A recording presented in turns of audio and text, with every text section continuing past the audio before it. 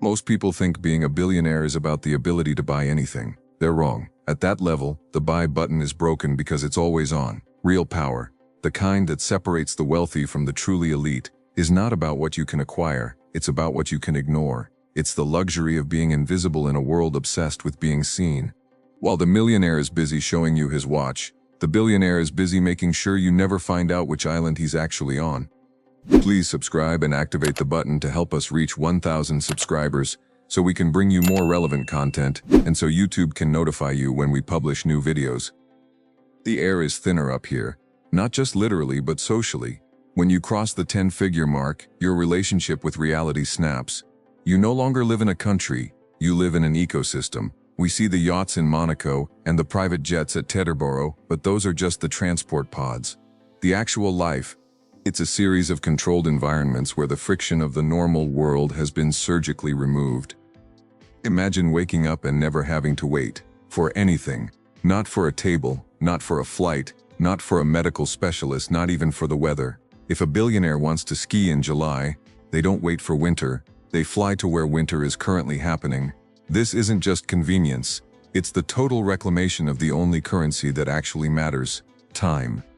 But there's a cost to removing friction. When you remove the struggle, you risk losing your edge. That's why the truly powerful billionaires, the ones who stay on top for decades, don't live in a state of hedonism. They live in a state of optimization. Their homes aren't just houses, they are high-performance hubs. We're talking about air filtration systems that cycle medical-grade oxygen, lighting arrays that mimic the sun's exact arc to maintain perfect circadian rhythms, and security details that are more private intelligence agency than bodyguard. The tension starts here. To maintain this level of existence, you have to disappear. The more money you have, the more the world wants a piece of you. Tax authorities, kidnappers, innovative entrepreneurs with a pitch, and the endless buzz of the paparazzi. So, the first thing a billionaire buys isn't a Ferrari. It's a wall, a digital, legal, and physical wall. They live in a world of ghost assets, holding companies that own holding companies, houses owned by trusts with names like Blue Sky LLC or Green Marble Holdings. They are masters of the strategic. No. Have you ever noticed how the world's most powerful people often dress the same every day? It's not a fashion statement.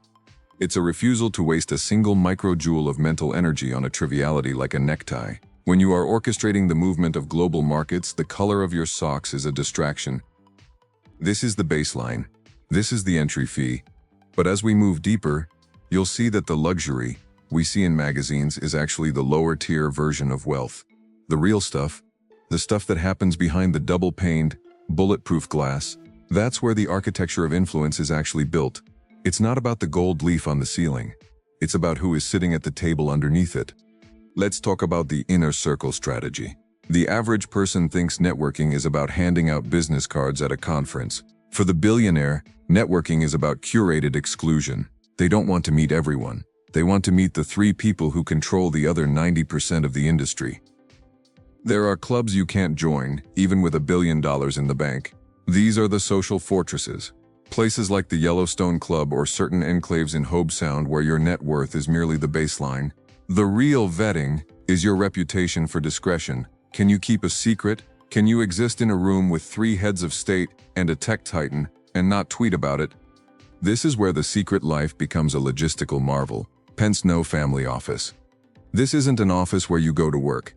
It's a private company, sometimes with 50 or 100 employees, whose only job is to manage the life of one family. They handle the jet maintenance, the art procurement, the tax shielding in the Cayman Islands, and even the hiring of the nanny's security guards. When a billionaire travels, they aren't going on vacation.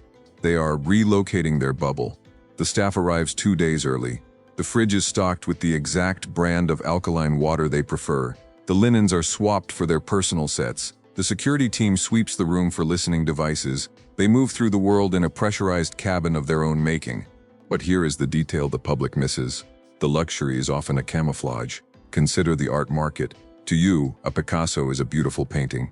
To a billionaire, it's a portable, high-value asset that can be moved across borders more easily than $100 million in cash. It's a hedge against inflation. It's a seat at the table of the world's most elite museums. They don't buy art because they love the brushstrokes. They buy it because it's a social currency that buys them entry into rooms where the next big trade is being discussed. And then there's the information advantage. Billionaires don't read the news to find out what happened, they pay for direct access. They have former CIA officers on their payroll for geopolitical risk assessments. They have scientists on retainer to explain the implications of a new breakthrough in CRISPR before the paper is even published. They are living in the future literally. While you are reacting to today's headlines, they are positioning themselves for a reality that won't hit the public for another 18 months. That's not just wealth, that's an unfair advantage, and they guard it with everything they have. There is a specific kind of loneliness that comes with this level of power. When you can buy anything, the value of everything drops to zero. Think about the psychology of the limitless purchase. If you want a jet, you get it. If you want a palace, you build it. But what happens to the human brain when the reward system is permanently saturated? This is why you see billionaires doing extreme things. They aren't just thrill-seeking. They are trying to feel something that money hasn't numbed. They push into space. They fund radical longevity research to live to 150. They buy sports teams not for the profit, but for the adrenaline of a win they can't entirely control. The luxury isn't the point anymore, the stakes are the point. But with these stakes comes a massive amount of vulnerability. The higher you climb, the more people want to see you fall. This creates a culture of paranoid excellence. Every contract is ironclad. Every employee signs an NDA that would make a lawyer weep. Every friendship is scrutinized for hidden motives. Does he like me? Or does he like my access? Is she here for the conversation or the contact list? This is why billionaires often retreat into dynastic thinking. They stop living for themselves and start living for the name, the legacy. They aren't just spending money, they are building a machine that will outlast them. They set up trusts that dictate how their great-grandchildren will spend their allowance in the year 2100. They are playing a game of time travel wealth. Look at the way they handle their children. Some go for the inheritance trap, providing everything and creating a generation of trust fund shadows. But the smart ones, they use luxury as a filter. They put their kids in the most elite schools not for the education, but for the peer group. They want their children to grow up seeing a prime minister as a family friend, not a distant figure on a screen. They are hardwiring status into the next generation's DNA. It's a quiet, ruthless form of social engineering. It's about ensuring that the family's seat at the head of the global table is never surrendered. But even with all this control, there is one thing they can't manage. A variable that keeps even the most powerful men awake at 4 a.m. in their soundproofed bedrooms. You've seen the palaces and the planes, but there is a black swan event, a specific, hidden vulnerability that can wipe out $1 billion dynasty in a single afternoon. And the most terrifying part, it usually comes from inside the house. We're about to look at the one thing money can't shield you from. The pivot happens when the system turns on the creator. We talk about billionaires as if they are the masters of their wealth, but often, the wealth becomes the master of the billionaire. At a certain scale, you don't own the assets own you. You are the CEO of your own existence, and that job never ends. This is the golden cage. You can't just quit being a billionaire. Your wealth is tied up in public stocks, private equity, and complex derivatives. If you sell too much, the market panics. If you don't sell enough, you're paper rich but cash poor. You are constantly balancing on a razor's edge of public perception and private liquidity. And then there's the insider reversal. The very people you hired to protect you, the lawyers, the fixers, the family office directors, they know where the bodies are buried. They know the tax loopholes that aren't quite legal. They know the private indiscretions. The luxury of having a massive staff means you are never truly alone. Your life is a theater performance for an audience of employees. The truly elite understand this. That's why the new power isn't about conspicuous consumption, it's about quiet wealth. Have you noticed the shift? The Loro Piana effect? $3,000 cashmere sweaters with no logo, $50,000 watches that look like something your grandfather wore. This is stealth wealth. It's a signal intended only for those who already know what it is. It's a way to identify one of us without alerting the them. By choosing to look normal, the billionaire regains a shred of the one thing they lost, the ability to walk down a street unnoticed. But even this is a calculated move. It's a strategy to avoid the eat the rich sentiment that bubbles up during every economic downturn. It's class camouflage. They are also shifting their power base. It's no longer about owning factories. It's about owning protocols. They are investing in the back end of the world. The payment rails, the satellite arrays, the AI models. They want to be the invisible infrastructure that the rest of humanity pays a tax to use every single day. They've realized that owning the look of power is a liability. Owning the leverage of power is the ultimate luxury. Because when you own the leverage, you don't need the crown. You just need to be the one who decides who gets to wear it. So, how do they really live? They live in a constant state of strategic anticipation. Every dinner is a negotiation. Every vacation is a chance to build a rapport with a future partner. Every charitable donation is a move on a geopolitical chessboard to gain influence in a developing market or to polish a tarnished reputation. The billionaire lifestyle isn't a prize you win. It's a game you never stop playing. The most successful ones, the ones who truly understand luxury power, know that the ultimate flex isn't a 300-foot yacht. It's the ability to make a phone call and change the laws of a country.